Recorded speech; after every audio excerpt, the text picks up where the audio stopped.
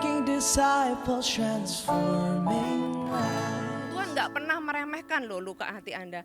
Ia menyembuhkan orang-orang yang patah hati dan membalut luka-luka mereka. Anda perlu tinggal dalam hadirat Tuhan sampai semua isu kemarahan, kekecewaan, semua yang gak bisa Anda ampuni, sakit hati itu dicuci bersih oleh darah Yesus. Izinkan Dia menyembuhkan Anda. Luka yang Anda alami itu adalah luka yang bisa sembuh karena Anda punya Yesus. Saya kasih judul khotbah saya hari ini adalah bekas luka. Ya, pernahkah Anda mengalami terluka dan meninggalkan sebuah bekas luka? Coba Anda lihat di dalam fisik Anda, mungkin di tangan Anda, di kaki Anda. Saya ada beberapa bekas luka di beberapa tempat, pernah terjatuh, pernah tergores, pernah tertusuk gitu ya, pernah kena pisau mungkin. Saudara, di dalam kehidupan kita pasti pernah terluka, baik secara fisik maupun ternyata juga secara emosional, saudara. Hati kita ini adalah hati yang Tuhan ciptakan gak seperti robot, gak punya perasaan. Hati kita ini bisa terluka. Saya hari ini akan bicara mengenai bekas luka, tapi bukan secara fisik, tapi di dalam hati kita. Ya, somewhere di dalam kehidupan kita ini kita pasti pernah terluka dan mungkin kita juga pasti pernah melukai orang lain. Dan selama kita masih hidup, kita pasti punya potensi untuk terluka dan juga melukai. Jadi khotbah ini Anda bisa simpan dan Anda praktekkan untuk seumur hidup, saudara. Karena selama kita hidup kita masih bisa terluka dan kita juga bisa melukai. Di Zakaria 13 ayat yang ke-6 dikatakan, dan apabila ada orang yang bertanya kepadanya, bekas luka apakah yang ada padamu ini? Lalu ia menjawab, itulah luka yang kudapat di rumah sahabat-sahabatku. Saudara, orang yang paling bisa melukai kita dan yang paling bisa kita lukai adalah orang-orang yang terdekat dengan kita. Ya, ironinya orang-orang yang paling kita kasih adalah orang-orang yang paling mudah kita lukai. Siapakah mereka? Mereka adalah sahabat-sahabat kita, pasangan kita, ya, rekan kita, orang tua kita, anak kita. Saudara, orang-orang yang terdekat dengan kita. Beberapa luka ketika kita ini dilukai, beberapa luka bisa dengan cepat sembuh, tapi ada beberapa luka yang membutuhkan waktu yang lebih lama. Ya, bahkan ada beberapa luka yang bukan sembuh tapi bisa sampai mematikan. Saya pernah punya dulu waktu saya masih kecil gitu ya, saya punya orang tua punya karyawannya sakit gigi, ada luka, ternyata lukanya itu bernanah dan sampai akhirnya meninggal dunia, saudara ya. Saudara, ada luka-luka tertentu yang butuh penanganan yang serius. Nah, luka di dalam hidup kita ini bisa berbagai cara. Dan tahukah Anda bahwa iblis itu ingin memakai luka itu dan dia ingin melukai kita supaya dia bisa mencuri, membunuh dan membinasakan. Saudara bisa baca di Yohanes 10 dikatakan iblis itu datang untuk mencuri, membunuh dan membinasakan. Dia mencoba melukai kita dengan berbagai cara dan berbagai masalah. Dan luka itu sebenarnya ditujukan supaya kita mati, kita binasa. Dia memukul kita di area ini. Kalau enggak bisa dia coba pukul di area yang lain. Kalau enggak bisa dilukai, kita iblis coba melukai pasangan kita atau anak kita atau bisnis kita, keuangan kita, pekerjaan kita, hubungan-hubungan kita.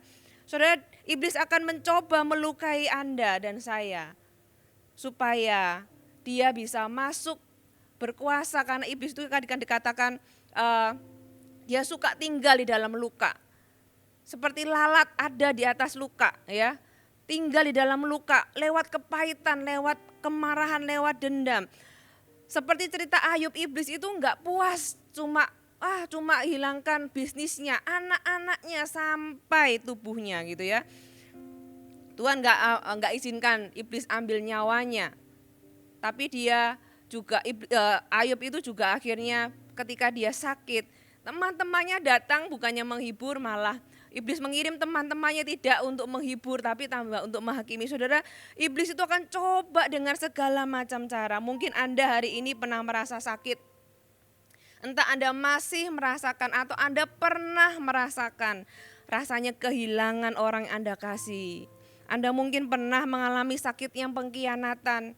rasa sakit dari perceraian mungkin dari untuk beberapa orang, rasa sakit dari kebangkrutan, rasa sakit dari kecanduan narkoba, kecanduan pornografi, rasa sakit dari pelecehan, rasa sakit dari kekerasan fisik, mungkin rasa sakit dari pemberontakan anak kita, anak-anak yang mungkin mereka di usia teenager gitu ya. Saudara, kita semua pernah mengalami rasa sakit yang mungkin situasinya berbeda-beda. Dan rasa sakit yang tidak hilang itu seringkali membuat kita menjadi marah, kita menjadi dendam, frustasi, bisa depresi, mengasihani diri sendiri, dan bahkan bisa sampai ke putus asa. Daud seorang yang begitu berkenan di hati Tuhan. Kalau sudah baca di Mazmur, ada 2/3 dari Mazmur itu mengatakan perasaan-perasaan di mana dia mengalami putus asa, dia mengalami kesedihan, dia marah. Saudara, itu terjadi ketika kita ini terlukai. Tapi saya mau katakan kepada Anda bahwa jawaban itu tidak ada di alkohol, jawaban itu tidak ada di narkoba, jawaban juga tidak ada di kekasih yang lain. Kadang orang gonta-ganti cari pasangan lain, itu enggak menyembuhkan saudara ya. Itu bukan jawabannya. Tapi jawabannya hanya ada di dalam Tuhan. Tuhan katakan, datanglah kepadaku hai engkau yang letih lesu dan berbeban berat. Aku akan memberikan kelegaan kepadamu. Luka itu membuat kita enggak lega, membuat kita itu terkungkung. Pikulah kuk yang kupasang dan belajarlah kepadaku karena aku lemah lembut dan rendah hati dan jiwamu akan mendapat ketenangan. Saya mau bicara tentang sesuatu yang di dalam jiwa. Kita perlu punya ketenangan jiwa dan kita hanya dapatkan di dalam Tuhan. Orang yang terluka, jiwanya enggak tenang. Ada sesuatu yang sakit.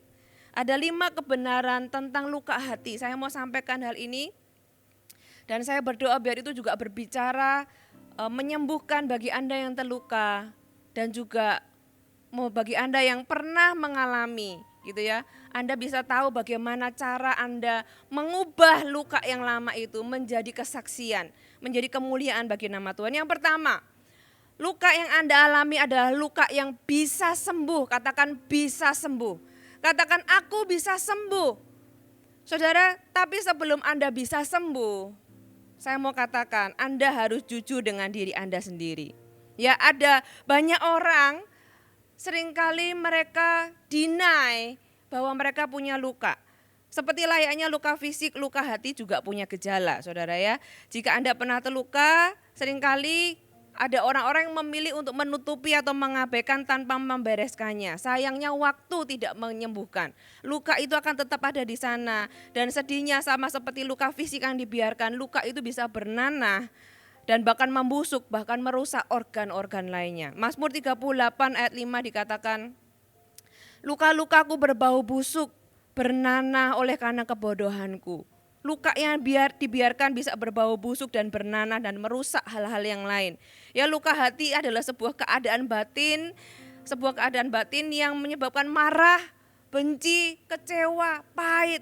Ya, pada dasarnya luka hati itu diperparah bukan karena perbuatan orang yang melukai kita, tapi karena respon kita sendiri. Nah, bagaimana kita meresponi? Saya tahu rasa sakit dari luka itu seringkali membuat kita nggak nyaman. Makanya orang itu nggak suka rasa sakit. Dia lebih suka menghindari. Padahal saudara tahu nggak, rasa sakit itu adalah sesuatu yang baik loh yang diberikan Tuhan, built in di dalam hati kita, di dalam hidup kita, baik secara fisik maupun emosi. Rasa sakit itu membuat kita tahu bahwa ada yang nggak beres. Membuat kita sadar bahwa ada yang perlu disembuhkan, ada yang perlu dibereskan. Sama seperti kita tiba-tiba demam. Oh, berarti kita mengalami sesuatu, tubuh kita mengalami sesuatu, itu sebuah alarm. Dan itu sesuatu yang kita perlu dealing, tidak untuk dihindari. Ya, saya pernah juga punya luka-luka yang coba saya abaikan. Saya abaikan bertahun-tahun. Kenapa? Karena saya takut menghadapi konflik. Saya coba kubur dalam-dalam, saya coba lupakan sampai di titik saya lupa, saudara. Saya lupa. Tapi sekian tahun kemudian saya merasa, kok hidup saya ada yang aneh ya. Saya merasa ada di beberapa area itu saya mati rasa gitu. Tuhan, what's wrong with me? Kenapa saya itu kok mati rasa di beberapa area? Sulit untuk berempati dan sebagainya gitu ya. Sampai satu kali saya berdoa, Tuhan tolong what's wrong with me gitu ya. Saya berdoa dan Tuhan itu ingatkan saya, Tuhan itu bongkar saya, Tuhan itu entah dengan cara yang ajaib, Tuhan itu membuat saya tahu ini loh yang harus dibereskan, saudara. Dan saya seperti dibawa dengan mesin waktu kembali ke kejadian di mana saya terluka yang belum pernah saya bereskan. Dan puji Tuhan, Tuhan mau menolong saya membereskannya sebelum itu menjadi lebih parah. Nah, Tuhan juga mau berurusan dengan Anda. Berdoa sama Tuhan, minta Tuhan kalau memang ada ya, saya nggak mau Anda tertuduh aku punya luka enggak ya, kalau enggak ya enggak usah. Tapi saya kasih Anda beberapa gejala untuk Anda bisa bantu mengecek hidup Anda. Beberapa gejalanya adalah, ada enggak tempat-tempat tertentu yang Anda coba hindari? Ya, tempat-tempat tertentu atau orang-orang tertentu yang Anda nggak mau ketemu lagi. Nggak mau, pokoknya nggak mau ketemu sama orang ini seumur hidup gitu ya. Atau Anda mungkin mudah tersinggung di area tertentu. Kalau disentil di area ini Anda langsung marah. Nah, saudara, itu adalah gejalanya ya. Kemudian Anda merasa sedih tanpa sebab, sering merasa sedih tanpa sebab. Atau pikiran Anda sering membuli Anda ingat peristiwa-peristiwa yang buruk. Atau Anda sulit mengatakan apa yang Anda alami dan Anda tidak ingin ada orang yang tahu. Jika Anda punya gejala-gejala seperti yang saya sebutkan, berarti ada sebuah luka yang belum dibereskan dan Anda perlu sembuh. Dokter berkata ada 2 hal penting ketika kita itu punya luka. Kalau Anda sadar Anda punya luka, ternyata Tuhan singkapkan ya, ada 2 hal. Yang pertama, luka itu harus dibuka. Mustahil membersihkan atau menyembuhkan luka tanpa menyentuh luka itu. Luka itu harus dibuka. Kadang-kadang orang itu suka menutupi gitu ya. Dengan luka itu dibuka dia akan cepat kering dan cepat sembuh. Tentunya setelah dibuka dibersihkan ya ditutup. Tapi bukan berarti ditutup terus, ada waktunya dibersihkan. Jika Anda berusaha menutupi, terus-menerus menguburnya, Anda hanya akan memfokuskan energi Anda untuk ya menutupi luka Anda, mengurangi menahan rasa sakit dan mengalihkan perhatian orang supaya enggak melihat apa yang terjadi. Beberapa hal yang sering dikatakan gini loh, sudahlah lihat aja sisi positifnya, sudah just smile and let it go. Saudara, enggak ada yang salah dengan itu, tapi itu seperti menguburkan perasaan Anda. Daripada itu lakukan, Anda coba renungkan apa yang Anda bisa pelajari dari rasa sakit Anda. Mungkin yang keluar itu marah, takut, sedih. Kenapa Anda sedih? Gitu ya, aware tentang perasaan Anda, mengapa, apa yang Anda takutkan, siapa yang Anda marah, kepada siapa, apa yang Anda sedih, kenapa Anda sedih. Saudara, coba pelajari gitu ya. Kemudian berani merasakan dan deal dengan perasaan itu. Ya, kadang ada orang rugi, lu nangis kayak begini aja nangis. Ini mah masalah kecil gitu ya. Saudara, kalau Anda perlu nangis, nangis. Air mata kita ketika kita keluarkan itu, tubuh kita juga mengeluarkan hormon yang bisa membantu kita mengatasi stres dan membuat kita lega. Memang air mata diciptakan untuk itu, ya. Atau Anda ada orang yang bilang, oh ini bukan masalah besar, syukuri aja. Saudara, Anda bisa tetap bersyukur tanpa menyangkali cerita Anda. Kalau Anda memang pernah atau dilukai atau mengalami sesuatu yang buruk. Atau ada yang bilang, udah sibukkan diri aja, nanti kan kamu lupa sendiri. Saudara, luka itu perlu diberi ruang untuk sembuh. Saudara bisa bayangkan kalau Anda itu luka, terus Anda abaikan, terus Anda lakukan segala hal. Luka Anda di tempat Anda terluka dan Anda abaikan itu, Anda terus melakukan sesuatu yang membuat luka Anda itu bisa semakin tergores dan akhirnya tambah lebih parah. Saudara, Anda perlu membuka diri, Anda perlu membiarkan luka itu terbuka. Yang kedua, dengan berdarah, luka itu akan lebih bersih, darah itu akan membersihkan luka dan membuat itu cepat sembuh. Saudara, berhenti tutup luka Anda. Biarkan darahnya mengalir ketika Anda datang ke hadirat Tuhan. Buka penutup Anda, belajar dari Daud. Daud itu kalau di hadapan Tuhan dia enggak jadi orang yang sok suci. Dia jadi orang apa adanya, dia mau marah sama orang, dia mau sedih, dia mau kecewa, dia mau apa, dia ngomong sama Tuhan. Saudara, terbuka di hadapan Tuhan, mungkin rasanya sakit. Sama seperti kalau luka dikasih alkohol, saudara ingat rasanya kayak apa? Itu rasanya kayak pengen teriak gitu ya, luka. Apalagi kalau dijahit. Apalagi kalau dijahit tanpa anestesi, saudara bisa bayangkan, Anda bisa teriak. Saya pernah waktu kecil jatuh, diselokan gitu ya, di lutut saya sobek, dibawa ke dokter, dokternya mungkin nggak punya obat anestesi, saya dijahit tanpa anestesi saudara. Saya teriak itu dalam bayangan anak kecil waktu itu. Saya berpikir ini 10 kilometer kedengaran suara saya gitu ya, terlalu imajinatif. Tapi karena saya teriak sekuat tenaga karena sakit, seringkali ketika Tuhan menyembuhkan kita, rasanya sakit, rasanya itu ingin menyerah. Tapi izinkan Anda melepaskan itu di hadapan Tuhan dan izinkan Tuhan menyembuhkan Anda. Ketika Anda ada dalam hadirat Tuhan, kesembuhan itu ada untuk Anda. Mungkin Anda hari ini merasa di titik akhir, aduh Tuhan aku sudah enggak kuat lagi. Ketika Anda sadar Anda punya luka, Anda merasa Anda sudah hampir putus asa. Anda terluka, Anda sakit, Anda ingin menyerah. Kalau Anda cerita ke orang lain, mungkin orang lain akan memarahi Anda, alah gitu aja. Makanya saya bilang, saudara, kalau ada teman Anda cerita kepada Anda, ya sesuatu yang dia alami, jangan dibilang gini, ah gitu aja sudahlah, gitu ya. Orang lain itu punya masalah lebih berat dari kamu, saudara. Saya nggak pernah merasa terbangun kalau orang lain bilang gitu sama saya. Ya, setiap orang itu beda-beda.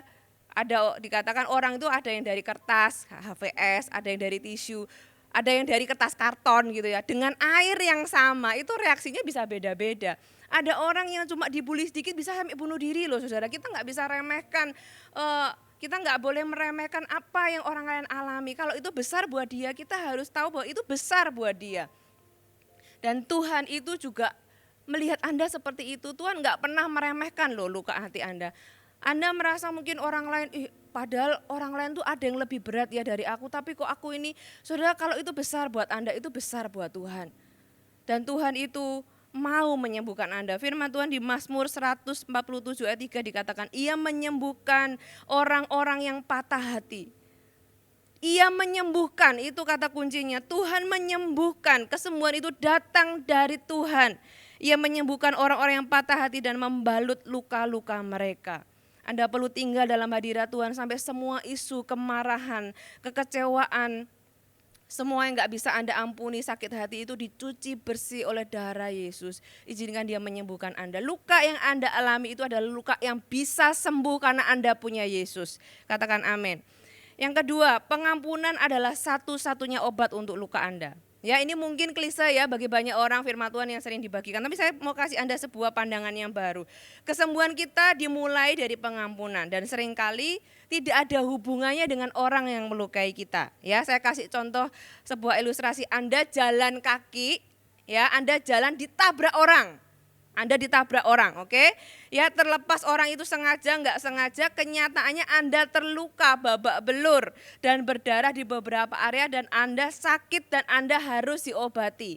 Ya, itu kan Anda bisa mengganti ilustrasi itu dengan apapun yang menabrak Anda, entah itu perceraian, entah itu pengkhianatan, entah itu digosipin, difitnah gitu ya. Tapi kenyataan bahwa setelah Anda ditabrak, Anda itu terluka. Kalau misalnya orang ini sengaja, dia nggak mau minta maaf, saudara saya kasih tahu kesembuhan Anda nggak tergantung orang itu. Anda kan toh tetap harus diobati kan, entah ke rumah sakit atau bahkan mungkin cuma dikasih obat merah atau betadin. Tapi Anda harus diobati, terlepas dari orang ini sengaja nggak sengaja, minta maaf nggak minta maaf gitu ya. Kalau misalnya orang ini nggak sengaja dan orang yang menabrak Anda itu minta maaf, ya. Baguslah, minta maaf itu berarti hubungan Anda dipulihkan. Peran dari permintaan maaf adalah rekonsiliasi hubungan, tapi bukan healing, bukan penyembuhan. Luka Anda tetap ada. Orangnya sudah sorry, aduh sorry nggak sengaja, aduh sorry. Bahkan mungkin dia bilang, udah berapapun biaya untuk pengobatanmu saya akan tanggung. Saudara saya tanya, luka Anda langsung sembuh nggak? Enggak. Kita tetap terluka, kita tetap harus sembuh. Kita harus butuh obat. Nah, seringkali kalau orang terluka hatinya ada 3 hal yang dilakukan. Yang pertama, dia akan cari siapa yang salah. Ya, dia akan coba salahkan ini, salahkan itu gitu ya. Yang kedua, dia akan tuntut permintaan maaf dari yang dia anggap bersalah. Yang ketiga, dia akan cari pembalasan. Saya mau kasih tahu bahwa 3 hal ini enggak ada hubungannya dengan kesembuhan Anda. Yang pertama, cari siapa yang salah. Anda bisa salahkan siapa aja. Anda bisa salahkan orang yang menabrak Anda. Kamu sih nabrak, Anda mau nyalain dia sampai kayak apapun. Luka Anda tetap luka. Darah Anda tetap keluar. Sakit Anda tetap ada. Itu enggak menyelesaikan. Mau orangnya mau marah, nggak marah, orang yang minta maaf, nggak ada hubungannya gitu ya. Anda mau menyesal, aduh kenapa aku tadi lewat jalan sini, harusnya aku tadi lewat jalan sana. Anda mau menyesal, menyalahkan diri sendiri juga tidak menyembuhkan luka Anda. Ya, karena itu bukan solusinya adalah obat, Anda perlu obat. Anda bisa salahkan teman Anda yang gara-gara temanku ini telepon aku sehingga aku harus jalan lewat sini sampai aku ketabrak. Walaupun teman Anda itu minta maaf itu tidak akan menyembuhkan luka Anda. Ya. Yang kedua, Anda minta permintaan maaf. Orangnya itu sudah sujud sama Anda, minta maaf, minta ampun. Sembuh enggak lukanya? Enggak, sembuh. Hubungannya balik. Tapi lukanya tetap harus diobati. Atau apa Anda cari pembalasan. Gitu ya, enggak terima, orangnya juga harus terluka sama kayak aku. Bahkan lebih parah. Anda coba lukai orang itu, luka Anda nggak akan sembuh juga. Saudara, satu-satunya kesembuhan itu pada pengampunan. Anda perlu mengampuni, beberapa luka perlu pembersihan berulang-ulang dan kadang-kadang bagi beberapa luka yang dalam butuh waktu. Terkadang orang yang paling sulit kita ampuni seringkali adalah diri kita sendiri ya. Rasanya seperti dikasih paku, pakunya sudah dicabut tapi rasanya masih rasa paku padahal pakunya sudah nggak ada. Saudara, kita juga perlu mengampuni diri kita sendiri. Kita perlu mengampuni diri kita sendiri. Kalau Anda adalah orang yang menabrak, tadi kan saya dari sudut pandang orang yang ditabrak. Yang ditabrak Anda mau nyalain yang nabrak, Anda mau nyalain teman Anda mau nyalain diri Anda sendiri, aduh jalan gak lihat-lihat, gak menyembuhkan. Gitu ya, Anda perlu mengobati luka Anda. Demikian juga dari sisi orang yang menabrak. Anda perlu mengampuni diri Anda sendiri. Orang yang Anda tabrak walaupun sudah memaafkan Anda itu tidak bisa menghilangkan rasa bersalah Anda. Anda perlu mengampuni diri Anda sendiri. Kalau Anda adalah orang yang menabrak, Anda menyebabkan orang lain terluka. Ya, apapun kalau Anda lukai orang lain, lakukan sejauh yang Anda bisa sesuai kemampuan Anda untuk Anda ganti rugi, tanda kutip ya. Restoration sometimes need restitution. Perlu ganti rugi, bayarlah sebagai bentuk tanggung jawab Anda, ya sebagai bentuk pertobatan Anda. Bahkan kita perlu menawarkan kadang-kadang tanpa diminta, saya akan ganti kerugiannya, membayar biaya perawatannya. Tapi kesembuhan orang yang Anda tabrak itu di luar kontrol Anda loh. Walaupun Anda sudah bayar biayanya, enggak serta-merta dia langsung sembuh kan. Kesembuhannya itu di luar kontrol Anda, apakah dia mengampuni atau tidak, mengampuni Anda atau tidak, itu juga di luar kontrol Anda. Anda bisa mengusahakannya dengan rekonsiliasi, tapi keputusan tetap di orang tersebut. Nah, demikian juga Anda sendiri, orang yang sudah mengampuni Anda, itu juga tidak bisa menghilangkan rasa bersalah Anda. Anda perlu mengampuni diri Anda sendiri.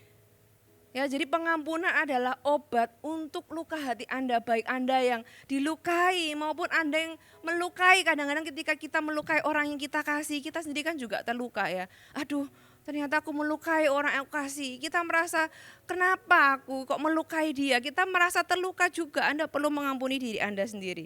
Dan pengampunan itu tidak berarti peristiwa itu tidak pernah ada. Pengampunan bukanlah penyangkalan. Yesus ketika dia bangkit, dia menampakkan diri pada murid-murid, dia menunjukkan kepada murid-muridnya, ini loh lubang paku. Ini loh lubang paku, aku memang pernah disalib. Yesus enggak bilang, apa salib? Enggak pernah ada salib kok. Semua baik-baik saja, enggak. Pengampunan itu bukanlah penyangkalan, iya aku memang pernah mengalami ini, iya aku memang melalui semuanya itu. Pengampunan adalah melepaskan apa yang melukai Anda, sehingga Anda bebas melanjutkan hidup dengan masa depan yang Tuhan sudah siapkan. Pengampunan bukanlah berpura-pura tidak pernah terjadi atau menyangkali bahwa itu pernah terjadi. Ya, kalau ada orang yang bilang kalau Anda sudah mengampuni Anda nggak akan ingat lagi. Saudara, nggak mungkin kecuali kita amnesia. Ya, kita akan ingat. Kalau kita sudah mengampuni kita tidak mengingat-ingat. Nah, itu benar. Bedanya kita tetap bisa ingat, tapi kita nggak ngungkit-ngungkit lagi gitu ya. Kita nggak mengingat-ingatkan terus, apalagi mengingatkan pada orang yang bersalah kepada kita. Dan kadang lebih mudah mengampuni orang-orang yang sudah nggak ada lagi, udah nggak kelihatan, ya udahlah kan nggak ada interaksi. Tapi bagaimana kalau Anda masih ketemu setiap hari sedangkan ingatan itu masih ada. Bagaimana kalau itu adalah pasangan Anda? Bagaimana kalau itu adalah anak Anda? Bagaimana kalau itu adalah sahabat Anda? Bagaimana kalau itu adalah rekan Anda rekan kerja Anda di mana Anda masih bekerja sama dengan dia dan Anda masih hidup dengan ingatan kejadian itu? Saya beritahu Anda tidak akan pernah lupa. Jadi lupakan pengharapan bahwa Anda akan lupa. Aduh, semoga aku bisa lupa. Anda nggak akan pernah lupa. Tapi kalau Anda sembuh dalam proses kesembuhan itu, Anda akan ingat kejadian itu dengan cara yang berbeda. Kejadiannya sama, tapi cara pandang Anda akan berbeda ketika Anda disembuhkan. Ya, bagaimana Anda tahu Anda sudah sembuh? Jika Anda ingat atau dengar namanya gitu ya, atau ingat kejadiannya, Anda sudah nggak marah lagi. Ya, Anda sudah nggak marah lagi, Anda nggak sedih lagi, itu berarti Anda sudah sembuh. Saudara, pengampunan adalah obat untuk kesembuhan Anda. Yang berikutnya, pilihlah untuk mengasihi. Beberapa luka dapat cepat sembuh, beberapa luka membutuhkan waktu yang lebih lama untuk sembuh. Apa yang iblis berusaha curi dalam hati kita ketika dia melukai kita? Dia akan curi iman, pengharapan, dan kasih. Dia akan coba curi iman kita gitu ya. Anda bisa kehilangan iman dicuri. Lewat luka hati, lewat terluka, kita bisa kehilangan iman, kita jadi meragukan Tuhan, kita jadi malas ke gereja, kita jadi mempertanyakan Tuhan, bahkan gak sedikit juga yang bisa meninggalkan Tuhan. Ya, apa yang iblis curi kedua? Pengharapan, kita merasa hidup kita sia-sia, masa depanku gak lebih baiklah dari masa kini, masa depanku, aku gak tahu masa depanku seperti apa. Gitu ya, aku merasa nggak berharga, nggak punya pengharapan, itu yang iblis curi. Dan iblis juga coba curi kasih yang ada dalam hati kita. Kita akan jadi sulit mengasihi orang lain. Kenapa? Karena kita takut disakiti lagi, kita takut dilukai lagi. Jadi kita mengasihi tapi kita jaga jarak. Saya berpikir oke lah kalau orang yang nggak ada. Kalau itu pasangan kita yang ketemu setiap hari, bagaimana?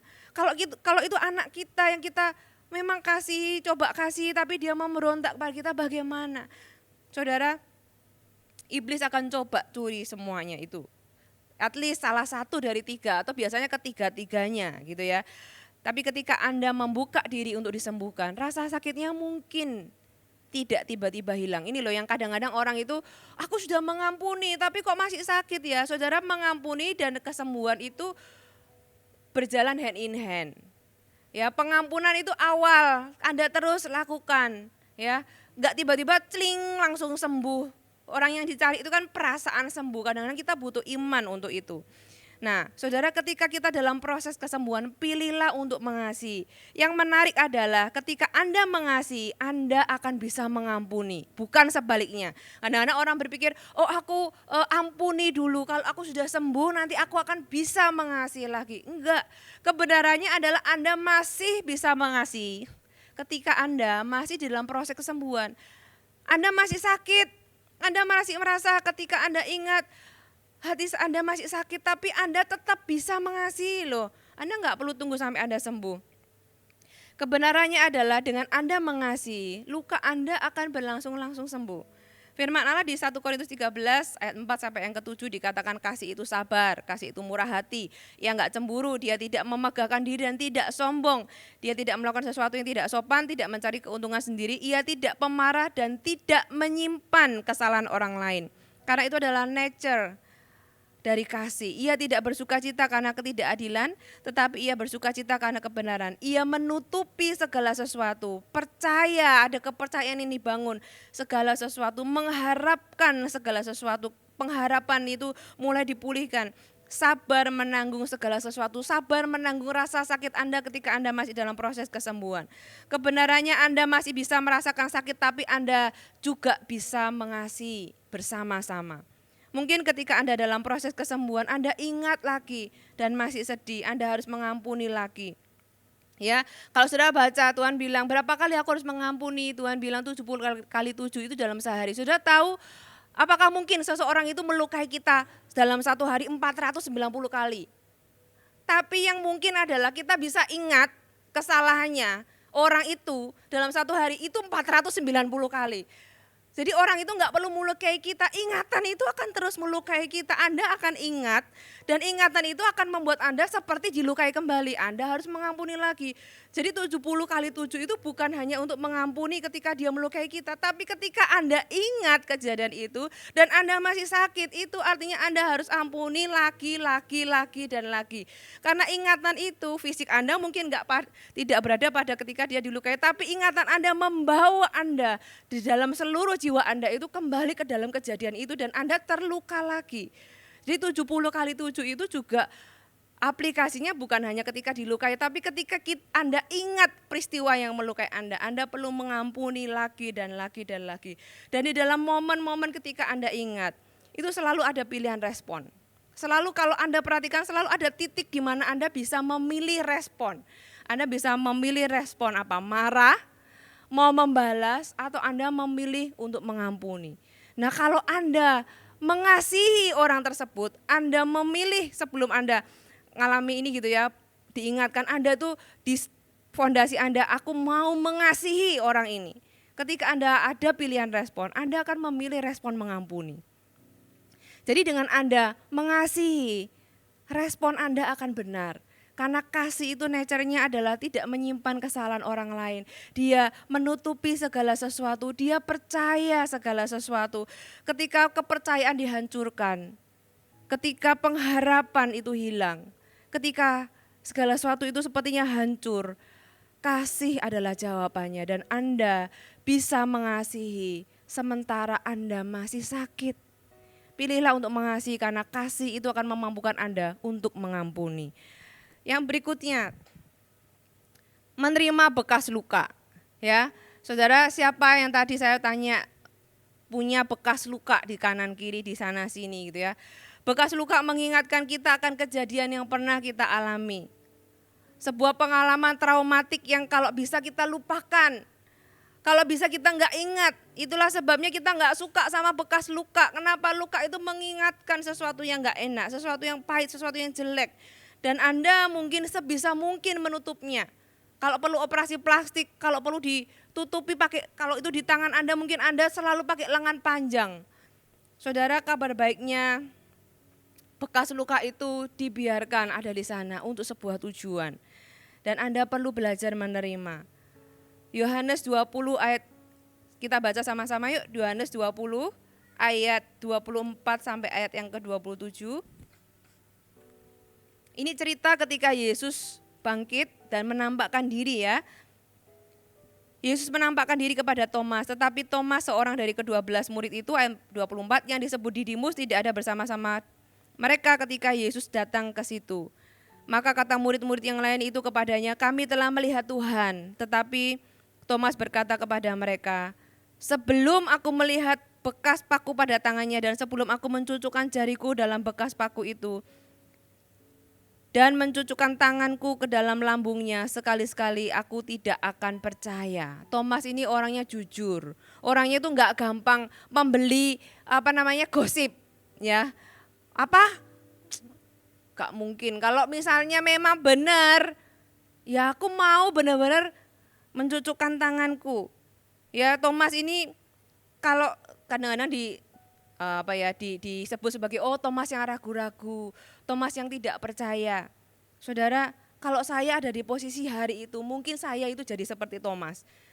8 hari kemudian, murid-murid Yesus berada kembali dalam sebuah rumah itu dan Thomas bersama-sama dengan mereka sementara pintu-pintu terkunci. Sebenarnya yang ragu-ragu dan takut itu ya enggak cuma Thomas semuanya.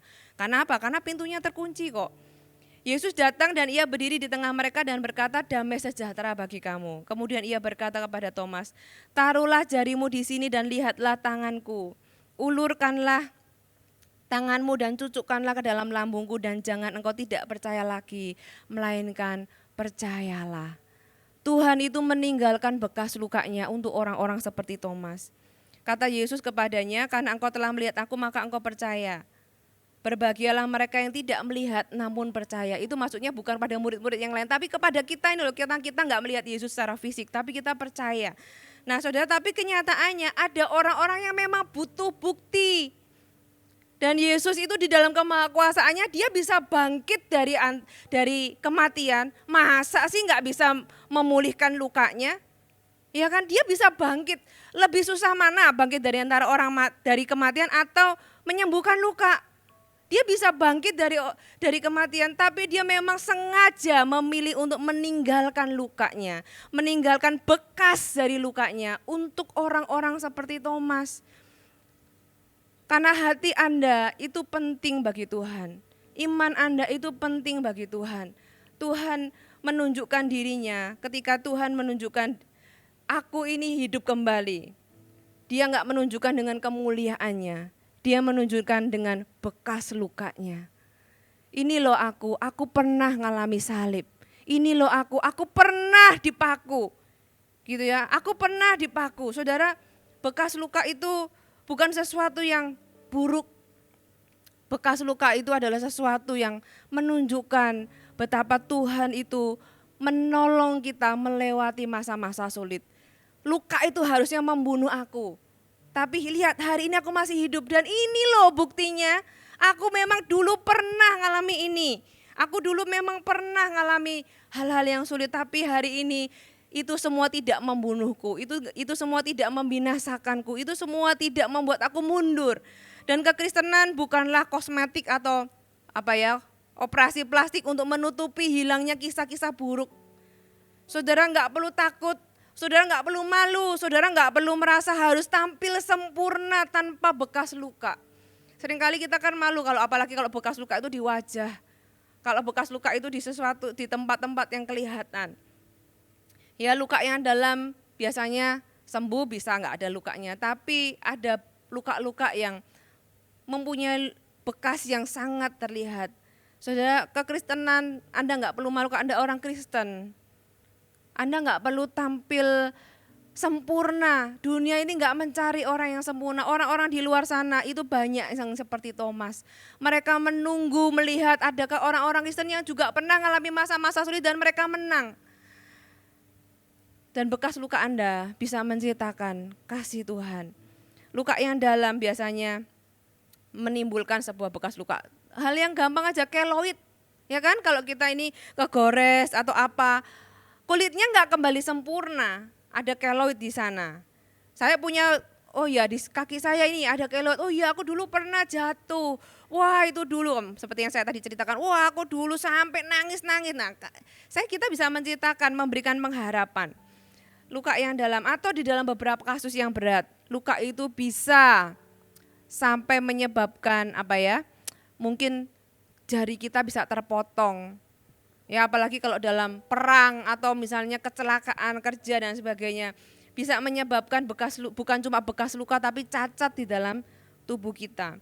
Anda sembuh tapi ada yang berubah, ada yang berbeda, Anda enggak sama seperti yang dulu. Nah, kalau tadi pengampunan saya jelaskan Anda berdamai dengan kejadiannya, ya Anda berdamai dengan masa lalu. Nah, bagi beberapa orang mereka bisa berdamai dengan masa lalunya, tapi nggak bisa berdamai dengan masa kini. Dia nggak terima bahwa sekarang aku nggak bisa nulis lagi. Ya sudahlah, kejadian sudah berlalu, tapi nggak terima dengan masa kini. Saudara, menerima bekas luka itu berarti Anda berdamai dengan masa kini Anda. Kalau pengampunan itu Anda berdamai dengan masa lalu itu mungkin 1 jam yang lalu, 1 hari yang lalu, 1 minggu yang lalu, 1 tahun yang lalu, 10 tahun yang lalu. Tapi bekas luka itu tentang Anda berdamai dengan masa kini. Ya mungkin luka-luka itu ada luka-luka yang dampaknya membuat Anda berubah, kayak tadi jari terpotong, Anda nggak bisa nulis, Anda biasa tulis tangan kanan, Anda harus belajar menulis dengan tangan kiri. Kaki yang tadinya normal, tiba-tiba Anda harus sakit dan mungkin perlu sampai diamputasi dan Anda harus pakai kaki palsu, Anda harus belajar berjalan dengan cara yang baru. Saudara, kadang-kadang memang ada luka-luka di dalam kehidupan ini, memberikan perubahan-perubahan dalam hidup kita dan kita perlu menerima perubahan itu, saudara. Perceraian membuat seseorang mungkin gak bisa bersama lagi. Form hubungannya sudah berubah. Ketika ada pengkhianatan, ada sesuatu yang buruk, yang kebangkrutan dan sebagainya, saudara, rekonsiliasi bisa terjadi, tapi mungkin ada form yang berubah. Kalau Anda kehilangan orang yang Anda kasih, biasanya ada mama yang masakin, biasanya ada orang tua yang melakukan ini itu, mereka enggak ada. Kita harus terima dengan perubahan yang ada.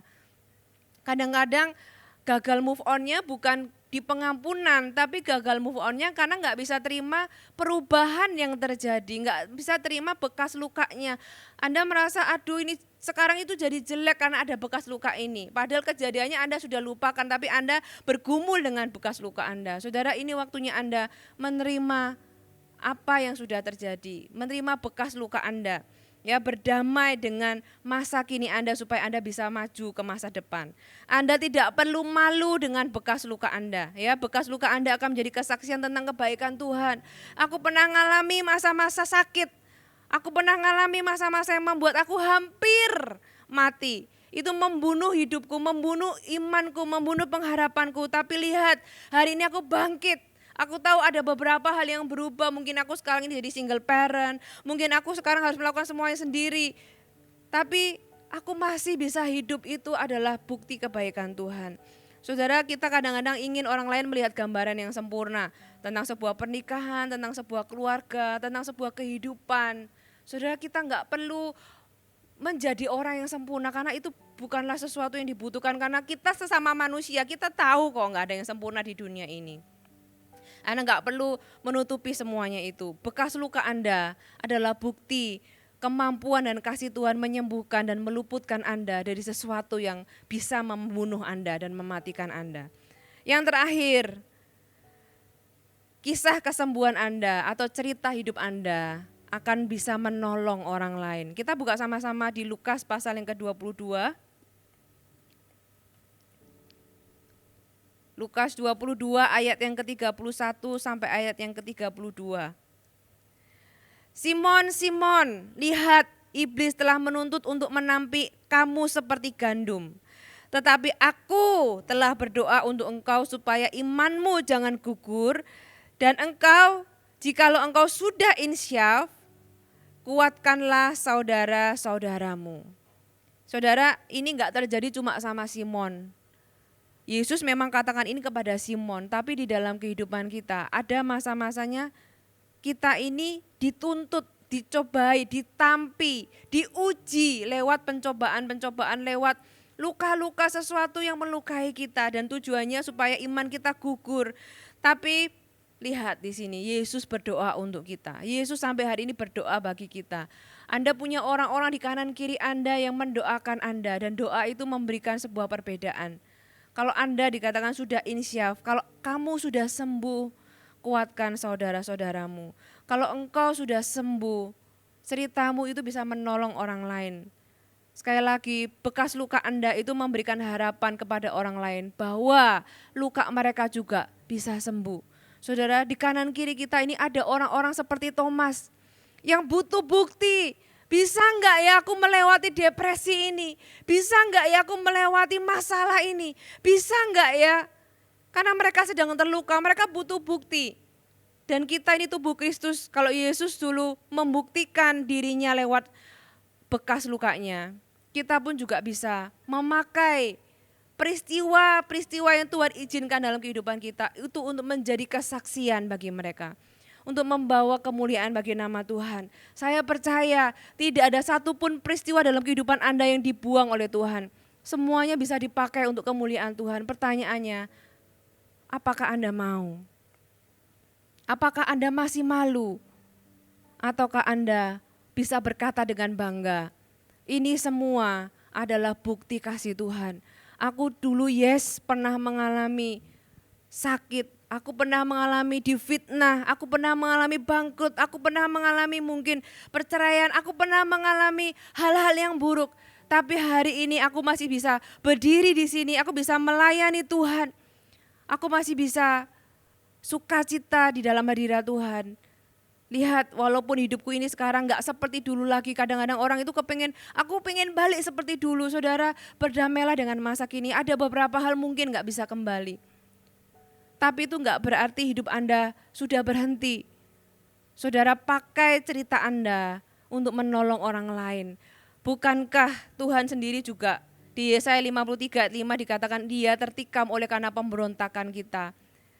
Dia itu dilukai untuk kita, bukan karena dirinya sendiri, bukan untuk dirinya sendiri. Mungkinkah peristiwa yang Anda alami adalah sebuah kepercayaan Tuhan untuk Anda lewati supaya suatu hari nanti kisah Anda itu bisa menjadi kesaksian dan menguatkan orang lain?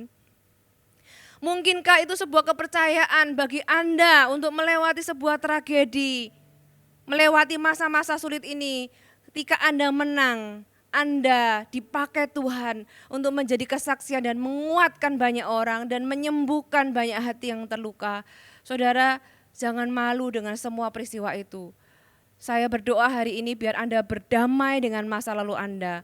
Kalau ada luka yang Anda perlu dibereskan, Anda perlu kesembuhan, ini waktunya datang di hadapan Tuhan. Mungkin itu butuh proses, gak instan. Hari ini Anda berdoa, setiap kali Anda ingat, saya katakan sekali lagi 70 kali 7, ampuni lagi. Ada luka-luka yang harus berkali-kali datang ke dokter, dibersihkan lagi, diobati lagi, Anda pulang, dibersihkan lagi, diobati lagi, dan itu butuh waktu dan mungkin sekian lama. Ada yang butuh 1 minggu, ada yang butuh 1 bulan, ada yang butuh 1 tahun, ada yang mungkin bertahun-tahun. Saudara, ikuti saja prosesnya, tapi tetap pilihlah untuk mengasihi Tuhan, mengasihi sesama, dan jadilah berkat bagi orang lain. Saya undang kita masuk lebih lagi dalam hadirat Tuhan. Hidup Anda berharga di mata Tuhan. Hidup Anda berharga di mata Tuhan. Perasaan Anda berharga di mata Tuhan. Tahukah Anda apa yang Anda rasakan? Tuhan gak pernah remehkan. Tuhan gak pernah berkata, gitu aja kok nangis. Gitu aja orang lain lebih susah dari kamu aja gak apa-apa. Tuhan gak pernah ngomong gitu buat Anda. Tuhan itu akan rangkul Anda setiap kali Anda menangis. Apa yang besar buat Anda, itu besar buat Tuhan. Apa yang menyakiti Anda, itu menyakiti Tuhan. Kalau anak Anda disakiti orang lain, kalau Anda adalah orang tua yang mengasihi anak Anda, bukankah Anda juga ikut sakit? Demikian juga hati Tuhan. Saudara, hari ini mari bawa hidup kita di hadapan Tuhan. Anda ada di tangan Allah yang mengasihi Anda. Anda ada di tangan Allah yang benar. Serahkan hidup Anda di hadapan Tuhan. Hai, terima kasih sudah bergabung bersama kami, Gereja Mount Sharon, Jabodetabek. Sebagai gereja Tuhan, adalah kerinduan bagi kami untuk melihat Anda terus bertumbuh di dalam pengenalan akan Tuhan dan mengalami perubahan hidup. Maka dari itu, bergabunglah bersama komunitas kecil kami, Connect Group. Dapatkan informasi lebih lanjut pada kolom deskripsi kami. Last but not least, don't forget to subscribe dan bagikan video ini kepada orang yang Anda kasihi. Thank you for joining us and see you next time.